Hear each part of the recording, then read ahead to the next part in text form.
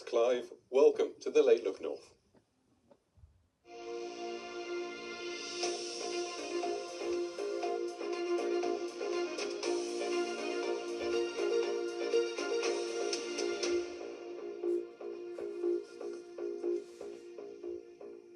Good evening, I'm Jonathan Swingler.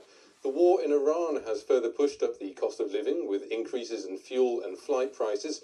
But with Easter approaching, what could this mean for tourism in our region? Ed Hansen has been finding out. The first of the hardy Easter campers have arrived in Cumbria. And by tomorrow, this campsite on a family farm in the Eden Valley near Armathwaite will be full. The family created these pitches during COVID. And recently, business has been brisk. Bookings have been flooding in over the last few weeks, 2 or 3 weeks well, Easter's now full, the Easter holidays coming up next week, and then into May and June, bookings are starting to flow in really nicely. With higher oil and gas prices, the war looks set to hit the UK's economy. It's the highest level for 4 years, and the knock-on effect means higher prices for ordinary consumers. With headlines like this over the last few weeks, it's hard to plan a holiday, even if you can afford one. Shoppers in Newcastle have been having a rethink. We're going to the lakes. Yeah, stay at home. It's really hard, isn't it? I try not to listen to all the news, actually, which I probably shouldn't be saying to the BBC, but it's really hard. With the cost and uncertainty of a trip abroad, some families are choosing to play at home.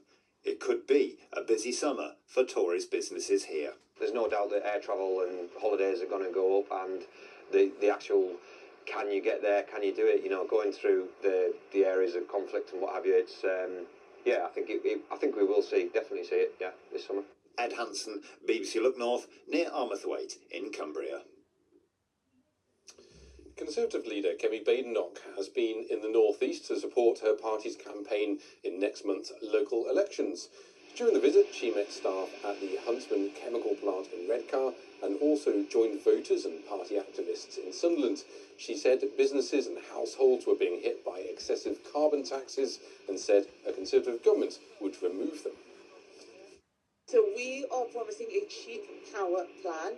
We want to see VAT taken off household bills for 3 years. We found the money, scrapping the carbon tax. But we also want to see small business in particular thrive. So I've been saying that we are going to abolish business rates for most of the high street. Retail, hospitality, leisure, so pubs, shops and restaurants, the rateable value is less than £110,000. We're just going to scrap your business rate. Well, meanwhile, the Labour Party chairman and Redcar MP Anna Turley has been speaking to party supporters at a campaign event in Newcastle. She said the government was tackling the cost of living and ensuring the country's economy remains stable amid wider international turbulence. And the MP hit back at claims from the Conservative leader that Labour policy was damaging employment. We've got to make sure we do everything we can to reduce energy costs, in particular for heavy industry like the chemical industry and others. And I know those conversations are happening across government at the moment, particularly in the current climate. But the priority for us has always got to be making that green transition as well, because those jobs on Teesside, we have so many jobs being provided through carbon capture and storage, net zero Teesside, renewables. This is the future. These are the opportunities for young people in my constituency. And we have to keep investing and developing those too.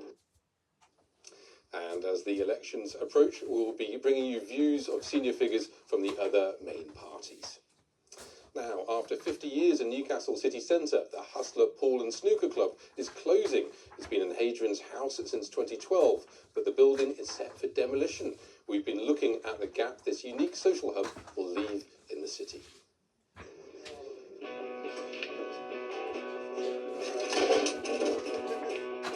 Not one type of person who comes here. It's very welcoming to everyone. There's a good little social mixing pot. And we feel they are our family, and they are giving us the feeling that we are their family. It's a place where you meet new friends, where you can come with old friends to chat about life. The Hustler Pool and Snooker Club was established in the city 50 years ago, but now the management have been told the building is going to be knocked down. The business was set up by Mark's father and uncle. Very emotional, yes, and it's a very difficult time for me, my wife Jo, and the wonderful team we have here. It has a vast array of customers. A place where a lot of people who don't get out as much as they'd like to can get together with like-minded people, people who need support as well, and socialise. So it's a shame that we have to find somewhere else now. Newcastle is a big city, and in a big city we need a place like this, you know. Now there's just days to go before the Hustler closes. As the 11th of April was our last trading day before we start packing all this stuff up. That's going to be hopefully a busy night, but certainly a very emotional night.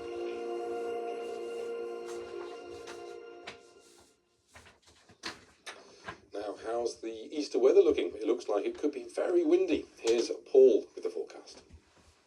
Good evening. Well, we've got some wild weather at times over the Easter weekend, thanks to Storm Dave.